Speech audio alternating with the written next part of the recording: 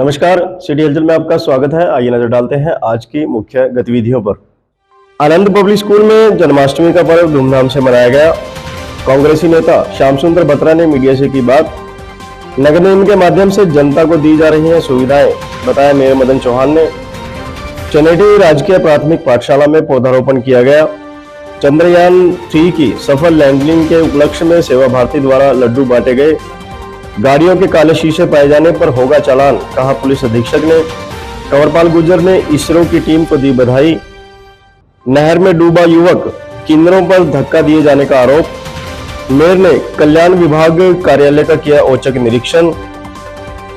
Press club के लिए 1 एकड़ जमीन लीज पर दिए जाने पर पत्रकारों ने मेयर का आभार जताया और CIA 1 की टीम ने 2 चोरी के आरोपियों को किया गिरफ्तार।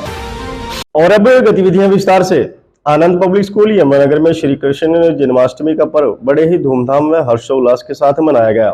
इस अवसर पर स्कूली बच्चों द्वारा राधा कृष्ण, गोपियों एवं ग्वालों के स्वरूप में मनमोहक झांकियां प्रस्तुत की गई। मौके पर स्कूल प्रिंसिपल निधि गुप्ता ने विद्यार्थियों व अध्यापकों को जन्माष्टमी की बधाई व शुभकामनाएं दी। कार्यक्रम में बच्चों को श्री कृष्ण जी के जन्म की महत्वता और उद्देश्य के बारे में जागरूक किया गया। स्कूली बच्चों की वेशभूषा और प्रस्तुतिकरण से संपूर्ण वातावरण वृंदावन की भांति प्रतीत हो रहा था। स्थानीय आनंद पब्लिक स्कूल में जन्माष्टमी का त्योहार बड़ी ही धूमधाम एवं हर्षोल्लास के साथ मनाया गया। कार्यक्रम में विद्यार्थियों के द्वारा विभिन्न प्रकार के सांस्कृतिक कार्यक्रम प्रस्तुत किए गए। इस अवसर पर स्कूल के छोटे छोटे बच्चों के द्वारा कृष्ण व राधा के स्वरूप में बहुत ही सुंदर व मनमोहक झांकियां प्रस्तुत की गई। बच्चों द्वारा प्रस्तुत नृत्य नाटिका कृष्ण लीला, गोपियों द्वारा किया गया नृत्य देखते ही बनता था। इस अवसर पर संपूर्ण वातावरण वृंदावन की गलियों जैसा प्रतीत हो रहा था। हर ओर कहीं बांसुरी की मधुर आवाज तो कहीं गायों के गले में बंधी घंटियों की धुन मन को मोह रही थी। स्कूली बच्चों द्वारा प्रस्तुत किया गया गोपियों का सुंदर नृत्य कार्यक्रम की शोभा में चार चांद लगा रहा था। आनंद पब्लिक स्कूल के विद्यार्थियों द्वारा प्रस्तुत किए गए कार्यक्रम से संपूर्ण वातावरण भक्तिमय हो गया था। मौके पर श्री कृष्ण के जन्म के महत्वता के बारे में भी विद्यार्थियों को बताया गया एवं उनके इस अवतार के उद्देश्य को लेकर भी बच्चों को जागरूक किया गया। कार्यक्रम में उपस्थित विद्यालय की प्रधानाचार्य श्रीमती निधि गुप्ता ने इस पर्व की सभी विद्यार्थियों व अध्यापक गणों को बधाई व शुभकामनाएं दी तथा इस पर्व की महत्वता पर प्रकाश डाला गया। प्रधानाचार्य श्रीमती निधि गुप्ता ने कहा कि हमें श्री कृष्ण जी द्वारा दिए गए गीता के उपदेशों का अपने जीवन में अनुसरण करना चाहिए।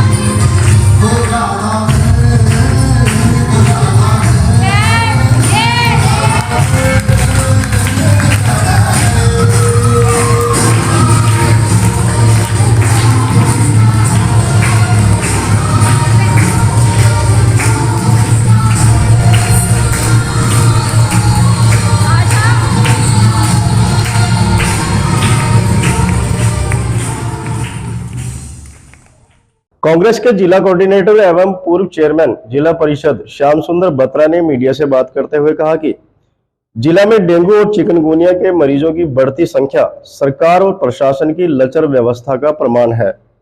बत्रा ने कहा कि सरकार के पास बीमारियों की रोकथाम के लिए कोई योजना नहीं है। वहीं सफाई व्यवस्था की दृष्टि से निगम प्रशासन खानापूर्ति करने में लगा है। बत्रा ने सरकार व प्रशासन का आह्वान करते हुए कहा कि डेंगू के प्रकोप को रोकने के लिए सभी क्षेत्रों में फॉगिंग करवाने के साथ साथ दवाइयों की उपलब्धता भी सुनिश्चित करनी होगी। श्याम सुंदर बत्रा, कोऑर्डिनेटर जिला कांग्रेस कमेटी एवं पूर्व चेयरमैन जिला परिषद यमुनानगर ने प्रेस को बताया कि आज नगर निगम यमुनानगर जगाधरी एरिया में पानी, खाली प्लाटों व अन्य खाली जगह भरा रहने की वजह से पूरा नगर निगम यमुनानगर का एरिया चिकनगुनिया, डेंगू के प्रकोप से बुरी तरह त्रस्त है। प्रशासन की तरफ से फॉगिंग के नाम पर खाना पूर्ति की जा रही है। इस बीमारी की रोकथाम के लिए सरकार के पास कोई योजना नहीं और जनता की कोई सुनवाई नहीं हो रही। खाली पड़े प्लाटों और खाली पड़ी सरकारी जमीन में कचरे के ढेर लगे हैं। क्या यही भाजपा का स्वच्छ भारत अभियान है? प्रशासन को इस तरफ ध्यान देते हुए कोई जागरूकता अभियान चलाना चाहिए। फॉगिंग करवाई जानी चाहिए। खड़े पानी में दवाई डालनी चाहिए। कांग्रेस सरकार में बीमारी की दवाई घर घर पहुंचाई जाती थी। आज सरकारी अस्पताल में न डॉक्टर है न दवाई की उपलब्धता। सरकार बड़े बड़े दावे तो करती है, सरकारी अस्पताल में कुछ और ही हालात है। पानी निकासी में नगर निगम बुरी तरह फेल साबित हुआ है। अब खड़े पानी से बीमारी फैल रही है। मौके पर श्याम सुंदर बत्रा, कोऑर्डिनेटर जिला कांग्रेस कमेटी एवं पूर्व चेयरमैन जिला परिषद यमुनानगर, मोहम्मद इस्लाम, फूलचंद, जय सिंह, रमेश, दिलशाद, विक्रम राठी लोपियो, आकाश बत्रा, युवा कांग्रेस नेता गुरसेवक सिंह, मनप्रीत सिंह लवली, सतनाम सिंह संधू आदि मौजूद रहे। गत दिवस चंद्रयान 3 की सफल लैंडिंग के उपलक्ष्य में सेवा भारती यमुनानगर की ओर से सिविल अस्पताल में नियमित चाय नाश्ते के साथ साथ लड्डू भी बांटे गए। इस बारे में जानकारी देते हुए सेवा भारती के जिलाध्यक्ष डॉक्टर रवीश चौहान ने बताया कि भारत की इस उपलब्धि पर सभी देशवासियों को गर्व है। डॉक्टर चौहान ने कहा कि भारत का यह सफल प्रयास हमें विश्व गुरु बनने की ओर अग्रसर करने के लिए पर्याप्त है। गत दिवस चंद्रयान 3 के चंद्रमा के दक्षिण ध्रुव पर सफलतापूर्वक लैंडिंग करने के उपलक्ष्य में सेवा भारती यमुनानगर द्वारा मुकुंद लाल सिविल हॉस्पिटल यमुनानगर में सुबह 7 बजे मरीजों को दूध, चाय, बिस्कुट, रस के नियमित वितरण के साथ साथ लगभग 250 मरीजों एवं उनके परिजनों, बच्चों तथा अस्पताल के कर्मचारियों का लड्डू खिलाकर मुंह मीठा करवाया गया। सेवा भारती के जिलाध्यक्ष डॉक्टर रवीश चौहान ने बताया कि देश की इस महान उपलब्धि पर सभी देशवासियों को गर्व है। डॉक्टर रवीश चौहान ने कहा कि सेवा भारती की ओर से प्रतिदिन अस्पताल में मरीजों के लिए चाय नाश्ते की व्यवस्था की जाती है, लेकिन आज विशेष रूप से लड्डू बांटे गए। चौहान ने बताया कि इसरो के सभी वैज्ञानिकों ने आज वो कर दिखाया जो आज तक कोई देश नहीं कर पाया। डॉक्टर चौहान ने कहा कि भारत की इस ऐतिहासिक उपलब्धि का दिन पूरे देश के लिए ऐतिहासिक और गौरवशाली दिन माना जाएगा। यह उपलब्धि हमारे वैज्ञानिकों की है। जितनी बड़ी सफलता आज हमें मिली है, चांद पर तिरंगा लहरा रहा है। आज हर देशवासी के मन में खुशी का भाव है। उन्होंने कहा कि पूरे देश में जश्न मनाया जा रहा है। आज जीत गया विज्ञान और चांद पर पहुंचा हिंदुस्तान। पूरे विश्व में चांद के साउथ पोल रखने वाला भारत पहला देश बन गया है। भारत सरकार ने चंद्रयान 3 के मिशन को पूरा करने के लिए दिन रात एक कर दिया। उपस्थित लोगों ने जोर शोर से भारत माता का जयघोष किया। इस अवसर पर सिंह राम, नंबरदार अजमेर सिंह, जगत प्रकाश, कृष्ण लाल, सह सचिव किशोर, महिला मंडल विश्वकर्मा नगर प्रमुख मेनका देवी, सेवा प्रमुख रामधारी, वरुण शर्मा, मुजफ्फरनगर से मेहर चंद एवं कार्यकारिणी सदस्य विशेष रूप से उपस्थित रहे। यमुनानगर के गांव खंडवा के रहने वाली रवि धीमान युवक हमीदा हेड के पास नहर में डूब गया। आरोप है कि युवक को किन्नरों द्वारा नहर में धक्का दिया गया था। सूचना मिलते ही पुलिस जांच में जुट गई है, परंतु देर रात्रि तक युवक का पता नहीं चल पाया। यमुनानगर के गांव खंडवा के रहने वाले रवि धीमान हमीदा हेड के पास नहर में डूब गया। आरोप है कि उसे किन्नरों ने नहर में धक्का दिया है। सूचना मिलते ही पुलिस और गांव के लोग भी मौके पर पहुंचे और उसकी तलाश में जुट गए हैं, लेकिन देर रात तक युवक का कुछ भी पता नहीं चल पाया है। यमुनानगर के गांव खंडवा में उसे समय माहौल गमगीन हो गया जब गांव वालों को पता चला कि गांव के ही एक युवक रवि धीमान को किन्नरों ने नहर में धक्का दे दिया है, जिसका अभी तक कुछ भी पता नहीं चल पाया है। पुलिस की माने तो ये रवि धीमान एक किन्नर के साथ ही लिव इन रिलेशनशिप में रह रहा था और उनके किसी बात को लेकर झगड़ा हुआ तो किन्नर इसे अपने साथ हमीदा हेड पर ले गया, जहां से उसने रवि धीमान को नहर में धक्का दे दिया। परिवार के लोगों को जैसे ही इसका पता चला तो वह हमीदा हेड पर पहुंचे और इसके बाद सूचना पुलिस को दी गई। पुलिस और गोताखोरों की मदद से लापता रवि धीमान की तलाश की जा रही है और देर रात तक परिवार वाले भी नहर के किनारे इसे तलाशते रहे, लेकिन अभी तक रवि धीमान का कुछ भी पता नहीं चल पाया है।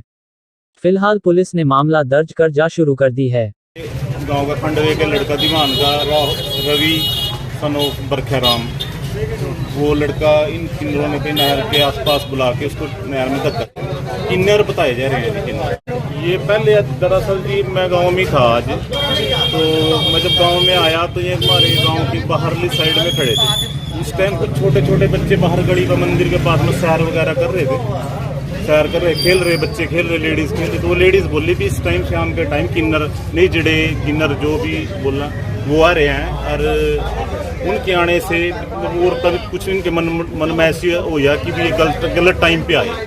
तो जाके उनसे पूछा कि भी आप लोग यहाँ कैसे आए। वो कहने लगे भी हम तो रवि धीमान के घर आए। मतलब जो घर आए तो उनके घर जाओ, आप लोग यहाँ क्यों खड़े हो। लेकिन इतने में उसका पता नहीं इसके पास किसका फ़ोन आया, कैसे फ़ोन आया, तो ये वापसी वहाँ से वापस हो गए। वापस होने के बाद फिर जैसे हम गए तो थोड़ी देर बाद उसके बड़े भाई का फ़ोन आया कि अगर किसी ने इसको रवि को धक्का दे दिया।